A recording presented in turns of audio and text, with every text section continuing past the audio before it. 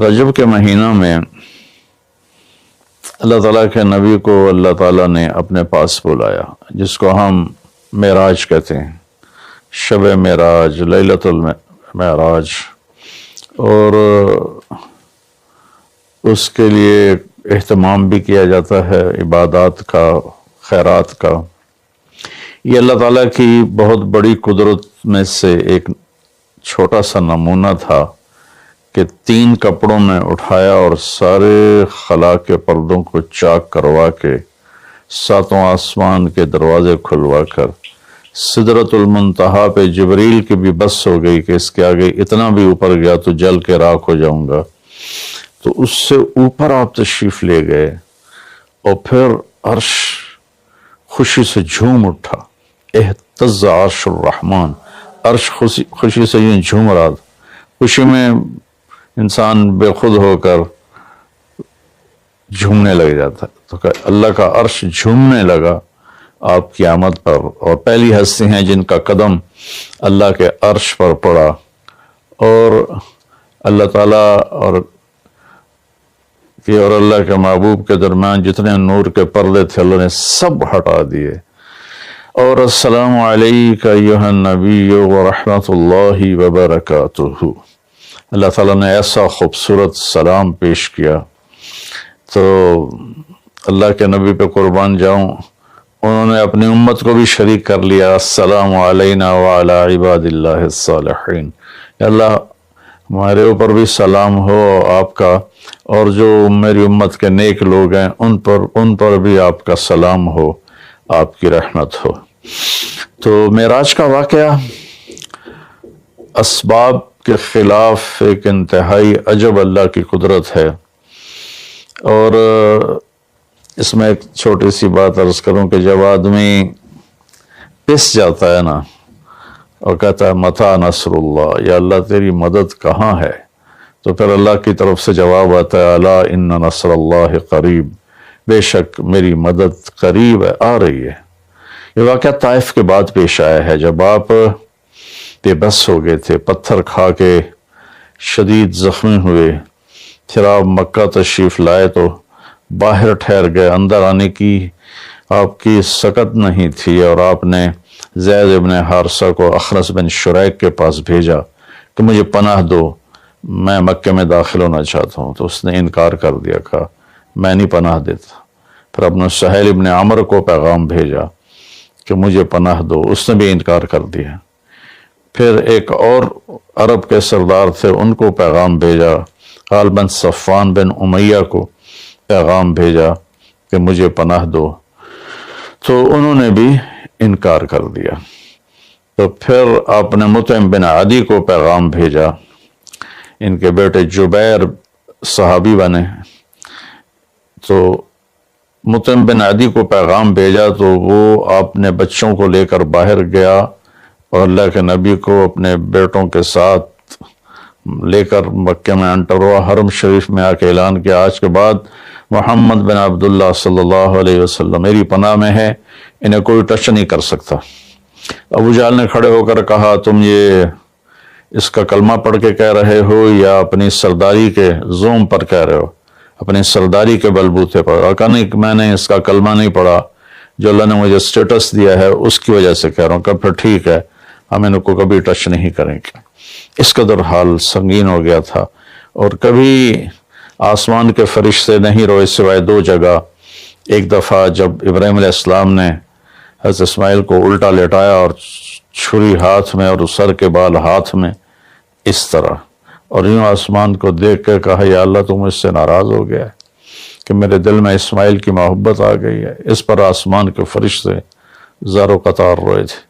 اور ایک جب ہمارے نبی کو پتھر پڑے اور پڑھتے پڑھتے بے ہوش ہو کے گر گئے، اس وقت 7 آسمان کے فرشتے روئے تھے۔ اور پھر ملک الجبال حاضر ہوا، یا رسول اللہ اجازت ہو تو ان کو ایسے پیس کے سرما بنا کے رکھ دوں، ان اطبق علیہم الاخشبین۔ آپ نے کہا نہیں، لا اللہ ان یخرج من اصلابہ من یوحد اللہ، نہیں، اللہ تعالیٰ ان کی نسل میں ایسے پیدا کرے گا جو اللہ کی توحید کو ماننے والے ہوں گے۔ اس تکلیف کے بعد یہ سفر ہوا کہ 27 رجب کو جبرائیل آئے، آسمان سج چکے ہیں، اور ہماری یعنی زبان میں یا ہمارے رواج میں کہ یا رسول اللہ استقبال کے لیے قطاریں لگ گئی ہیں، آپ ان کو لے کر گئے۔ آپ ام ہانی رضی اللہ عنہ، حضرت علی رضی اللہ تعالیٰ عنہ کے گھر میں تھیں، گھر میں تھے آپ، تو وہاں سے حتیم میں لے گئے، آپ کا سینہ چاک کیا، دوسرے فرشتہ وہ پانی لایا زمزم کا، اس سے آپ کے سینے کو صاف کیا، پھر دل باہر نکالا، اس کو چیرا، اس سے صاف کیا، اور پھر دوبارہ دل کو رکھ دیا، سینے کو بند کر دیا۔ آپ یہ سارا کچھ اپنے ہوش میں دیکھ رہے تھے۔ پھر وہاں سے براق پہ سوار ہوئے۔ براق گدھے سے بڑا قد، خچر سے چھوٹا قد والا ایک جانور تھا، جس پر آپ کو سوار کرایا گیا، اور وہ تھوڑا مستی کرنے لگا تو جبریل بولے تو یہ پتہ ہے تیرے اوپر کون سوار ہیں؟ تو اس کے ساتھ ہی وہ ایک دم سر نیچے کر گیا، اور پھر وہاں سے پرواز کی بیت المقدس، اور وہاں آپ نے 2 نفل پڑھے اور ان کو وہیں چھوڑ دیا، اس کو براق کو وہیں چھوڑ دیا۔ وہاں سے پھر سفر شروع ہوا اللہ کی طرف۔ اس سفر کو اللہ نے یوں بیان کیا ہے، سبحان الذی اسری بعبدہ لیلا من المسجد الحرام الى المسجد الاقصى الذي باركنا حوله لنريه من آیاتنا انه هو السمیع العلیم۔ تو اس میں اہل علم کے لیے بڑا خوبصورت نقطہ بھی میرے ذہن میں آیا کہ یہ قرآن کی پہلی صورت ہے جو سبحان مصدر سے شروع ہو رہی ہے، سبحان الذی۔ پھر اس کو آگے لے جا کر اللہ تعالیٰ نے مصدر کے بعد فعل ماضی ہوتا ہے تو سبح للہ ما فی السماوات والارض کے ساتھ شروع کیا، تو مصدر آیا، ماضی آیا، ماضی کے بعد مضارع ہوتا ہے، فیوچر ہوتا ہے، مستقبل ہوتا ہے، تو یسبح للہ ما فی السماوات وما فی الارض الملک القدوس العزیز الحکیم۔ پھر اس کے بعد امر کا صیغہ ہوتا ہے تو سبح اسم ربک الاعلی الذی خلق فسوی۔ یہ قرآن کا اعجاز ہے، قرآن کی خوبصورتی ہے، قرآن کی بلاغت ہے۔ سبحان، سبح، یسبح، سبح۔ تو اللہ تعالیٰ نے پہلے اپنی پاکیزگی کو بیان کیا کہ جو کچھ کہنے والا ہوں میں سب کچھ کر سکتا ہوں، میرے لیے کوئی مشکل نہیں کہ میں اپنے بندے کو لے کر گیا۔ اللہ آنے جانے سے پاک ہے، لیکن با کا اضافہ یہ بتاتا ہے کہ اللہ تعالیٰ کہہ رہے تھے یوں ہی سمجھو کہ میں اپنے بندے کو خود لے کر گیا اوپر۔ آپ جبریل کے کندھوں پر، پروں پر سوار ہو کر نہیں گئے، آپ کا سفر الگ تھا، جبریل کا الگ تھا، یہاں تک کہ پہلے آسمان پر پہنچے تو دروازہ کھلا تو آدم علیہ السلام نے استقبال کیا، گلے لگایا۔ پھر اس سے اوپر گئے تو عیسیٰ علیہ السلام، یحییٰ علیہ السلام، زکریا علیہ السلام نے استقبال کیا، اور سارے آسمان کے فرشتوں نے استقبال کیا۔ پھر اس کے بعد تیسرے آسمان پر گئے تو یوسف علیہ السلام نے استقبال کیا اور سارے فرشتوں نے۔ پھر چوتھے آسمان پر گئے تو یونس علیہ السلام نے اور باقی سارے فرشتوں نے۔ تو پھر پانچویں آسمان پر گئے تو ہارون علیہ السلام اور آسمان کے فرشتے۔ پھر چھٹے آسمان پر گئے تو موسیٰ علیہ السلام اور موسیٰ علیہ السلام کے آسمان کے فرشتے۔ اس دن اللہ نے، میرا میں نے پڑھا کہیں نہیں لیکن مجھے لگتا ہے کہ اس دن اللہ تعالیٰ نے سارے فرشتوں کی عبادت کی چھٹی کرا دی ہوگی اور فرمایا ہوگا بس میرے محبوب کا دیدار کرو، استقبال کرو، آج یہی تمہاری عبادت ہے، کیونکہ ہر فرشتہ بے قرار تھا کہ دیدار ہو جائے۔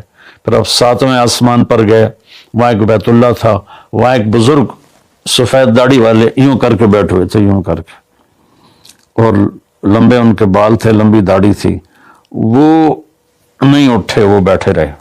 جب اب قریب آئے تو وہ کھڑے ہوئے اور کہا میرا بیٹا آ گیا۔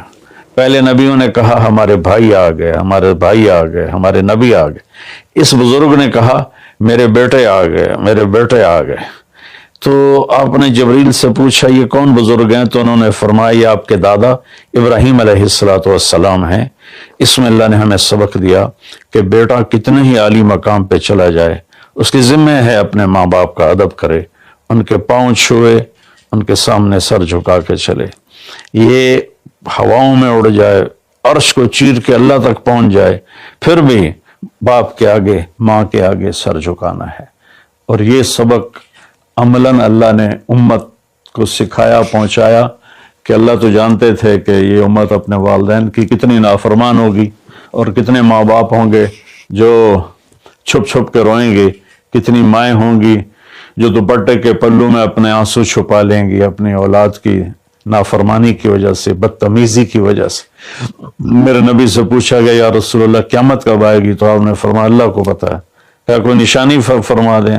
ارشاد فرما دیں کہ جب مائیں بیٹیوں کے ہاتھوں ذلیل ہوں گی تو قیامت آئے گی۔ یعنی بیٹے تو کرتے ہی رہتے ہیں، اگر بیٹیاں بھی ماں کو ذلیل کریں گی تو قیامت آ جائے گی۔ تو یہ اتنا بڑا مقدس رشتہ ہے۔ آپ نے فرمایا جس نے اپنے والدین کو دکھ دیا اس پہ اللہ کی لعنت، زمین آسمان کی لعنت، فرشتوں کی لعنت، نہ اس کی نماز قبول ہے، نہ روزہ، نہ صدقہ۔ اور دوسری طرف آپ نے فرمایا جو صبح صبح ماں باپ کی زیارت کر لے تو صبح سے شام تک جنت کے 2 دروازے اس کے لیے کھل جاتے ہیں۔ نہ حال پوچھا نہ خدمت کی، صرف آ کے زیارت کی محبت کی وجہ سے، شام کو آ کے ان کی زیارت کی تو صبح تک جنت کے 2 دروازے اس کے لیے کھلے رہیں گے۔ پھر ان میں کوئی ایک فوت ہو جاتا ہے اور یہ اس ایک کی بھی ایسے کرتا ہے، زیارت کرتا ہے، ایک دروازہ کھلا رہے گا۔ تو یہ اس میں ایک بہت بڑا سبق تھا ماں باپ، چونکہ پہلا قصور تو ماں باپ کا ہے کہ وہ بتاتے ہی نہیں، وہ تعلیم ہی نہیں دلاتے جس سے پتہ چلے کہ ماں باپ کا مقام کیا ہے۔ اسی میں ہماری نسل ڈپریشن کا شکار ہوگی۔ تو انہیں کیا پتا باپ کون ہوتا ہے، ماں کون ہوتی۔ تو آپ وہاں سے تشریف لے گئے تو سدرۃ المنتہا، جہاں بارڈر آ جاتا ہے ان مخلوقات کا، بارڈر پر جبریل نے کہا یا رسول اللہ بس آگے میرے پاس ویزا کوئی نہیں ہے، ایک بالشت بھی اوپر جائے، ایک گٹھ بھی اوپر جاؤں گا تو جل کے راکھ ہو جاؤں گا۔ تو اللہ نے ایک تخت اتارا، اس سے اپنے محبوب کو بٹھایا اور وہ گئے بلندیوں کو چیرتے ہوئے، اس نے عرش پر جا کر لینڈ کیا، آپ اترے اور میرے اللہ تعالیٰ نے کہا ثم دنا فتدلی فکان قاب قوسین او ادنی۔ اللہ تعالیٰ نے اپنے محبوب کو اپنے قریب کر لیا، اتنا قریب کیا کہ فاصلے مٹ گئے، فاصلے مٹ گئے۔ تو بھائیو پھر لمبا واقعہ ہے، لوگ آج کل اتنا لمبا سنتے بھی نہیں ہیں، تو میں صرف جانے کا بتا دیتا ہوں۔ واپسی کا بھی پورا ایک کہانی ہے، جنت دکھائی، جہنم دکھائی، جنتی دکھائے، جہنمی دکھائے، سارا کچھ دکھایا، سود خور دکھائے، بے نمازی دکھائے، نمازی دکھائے، اپنے سب کو اپنی آنکھوں سے دیکھا، جہنم کو بھڑکتے دیکھا، جنت کو چمکتے دیکھا، جہنم کو دہکتے دیکھا اور جنت کو مہکتے دیکھا۔ یہ سب کچھ آپ نے اپنی آنکھوں سے دیکھا اور پھر آپ واپس تشریف لائے۔ تو جب آپ پہنچے تو ابھی رات کا حصہ باقی تھا اور رات گزری نہیں تھی جب آپ اتنی بڑی کائنات کا سفر کر کے واپس تشریف لائے۔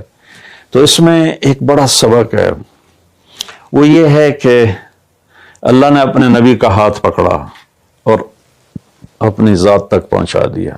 ہم اپنا ہاتھ اللہ کے نبی کے ہاتھ میں دے دیں تو ہم بھی اللہ کی ذات تک ہماری بھی پہنچ ہو جائے گی۔ اگر کوئی بڑائی کے سفر طے کرنا چاہتا، بڑا آدمی بننا چاہتا ہے کہ میں تو جی گریٹ مین بننا چاہتا ہوں، میں کامیابی چاہتا ہوں، میں سکسسفل لائف چاہتا ہوں، تو کامیابی ہے کہ میرا آپ کا اللہ ہم پہ راضی ہو، جب ہم مریں تو وہ ہم سے خوش ہو کر ملے، ہمیں جنت کا پروانہ دے۔ یہ ہے کامیابی۔ یہ نہیں کہ آپ بڑے مالدار بن گئے، آپ امریکہ کے صدر بن گئے، یہ نہیں ہے کامیابی۔ یہ ہے کہ آپ سے مجھ سے اللہ راضی ہو جائے، یہ سب سے بڑی کامیابی ہے۔ تو اللہ تعالیٰ کے نبی کے ہاتھوں میں ہاتھ دے دے تو اللہ تک پہنچائی آسان ہو جائے گی۔ ایک واقعہ سنا کے ختم کرتا ہوں۔ ایک بدو آیا، کہنے لگا محمد، آپ نے کہا جی۔ آپ بدتمیزی کا جواب بدتمیزی سے نہیں پیار سے دیتے، جی تیری 3 باتیں بڑی عجیب ہیں۔ آپ نے کہا کیا؟ تو کہتا ہم باپ دادے کا دین چھوڑ کے تیرے دین پہ آ جائیں گے۔ ہم کیوں چھوڑیں باپ دادے کا دین؟ کہا اچھا اور؟ تو کہتا ہے کہ ہم مر کے مٹی ہو جائیں گے اور پھر دوبارہ زندہ کیے جائیں گے۔ کہا اچھا اور؟ تو کہتا ہے سورے عرب کو تیری امت فتح کر لے گی، ایران اور یورپ کو بھی تیری امت فتح کر لے گی۔ تو یہ کیسی بچوں والی باتیں کہا، ان کو روٹی نہیں ملتی اور یہ سنا رہا ہے ان کو کہ اس سے کیسر اور کسرا 2 بڑے بلاک تھے اس وقت۔ تو آپ نے مسکرا کے فرمایا انشاءاللہ تیری عمر لمبی ہوگی، تو دیکھے گا کہ سارا عرب و عجم میرا کلمہ پڑھے گا۔ پھر تو دیکھے گا کہ سارا عرب و عجم یہاں مدینہ ڈھک کے آئے گا، اور پھر تو دیکھے گا کہ اللہ تعالیٰ قیامت کے دن تجھے بھی کھڑا کرے گا، مجھے بھی کھڑا کرے گا، اور میں تیرا ہاتھ پکڑ کے تجھے یاد دلاؤں گا کہ ہو گیا یہ زندہ ہونا کہ نہیں ہوا۔ تو وہ کہنے لگا نہیں میں نہیں مانتا، تو چلا گیا۔ اس نے پھر ابوبکر صدیق کے دور میں دیکھا سارا عرب فتح ہو گیا، کہنے لگا پہلی بات تو پوری ہوگی، ساری قوم نے کلمہ پڑھ لیا۔ حضرت عمر کا زمانہ آیا تو کیسر اور کسرا پٹ گئے، تو کہنے لگا دوئی گل بھی پوری ہوگی، ہن باویں تری ہو ہی نہ جاوے کدائیں، چلیے بھائی کلمہ پڑھیے۔ تو وہ وہاں سے اپنے علاقے سے آیا، حضرت عمر کے دربار میں آ کر اس نے کلمہ پڑھا۔ جب وہ آپ کی محفل میں آتا آپ اس کے لیے کھڑے ہو جاتے، بڑا اکرام کرتے۔ تو ایک دفعہ فرمایا کہ تم دیکھتے ہو میں اس بدو کا بڑا اکرام کرتا ہوں، میں اس محفل میں تھا جس میں اللہ کے نبی نے کہا تھا کہ رہے گی تیسری بات تو تیرا ہاتھ پکڑ کے بتاؤں گا کہ ہوئی کہ نہیں ہوئی، ہم مر کے زندہ ہوئے ہیں کہ نہیں ہوئے، اور قیامت کا دن جس کا ہاتھ